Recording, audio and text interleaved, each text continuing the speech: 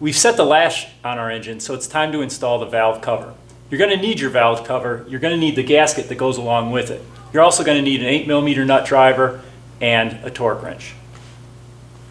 Okay, so I want to compare this to the automotive industry really quickly for you, Mr. Carr.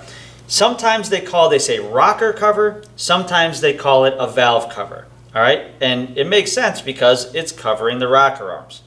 Now, this one is made of a stamped metal. In the industry, out on automobiles, you will find it being plastic quite a bit. Those plastic components can warp or crack over time. So you just will always want to use the proper torquing sequence and proper torquing specification anytime you're removing or installing components. What torque should we use on these bolts? We're going to use 50 inch-pounds.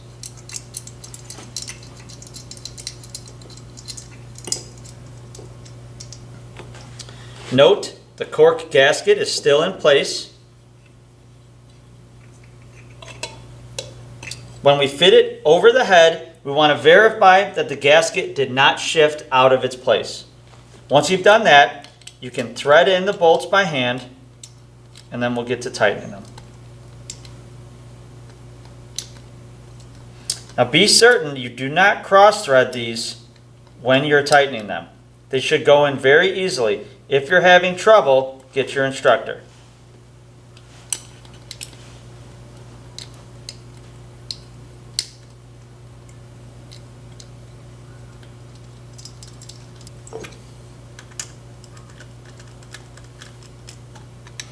When you spin these up with your nut driver, do not tighten them. You can notice I'm only using a little bit of finger pressure.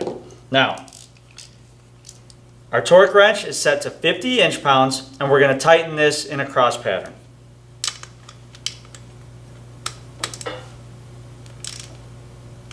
You want to do this somewhat slowly because it will click before you know it. And we don't want to over-tighten this.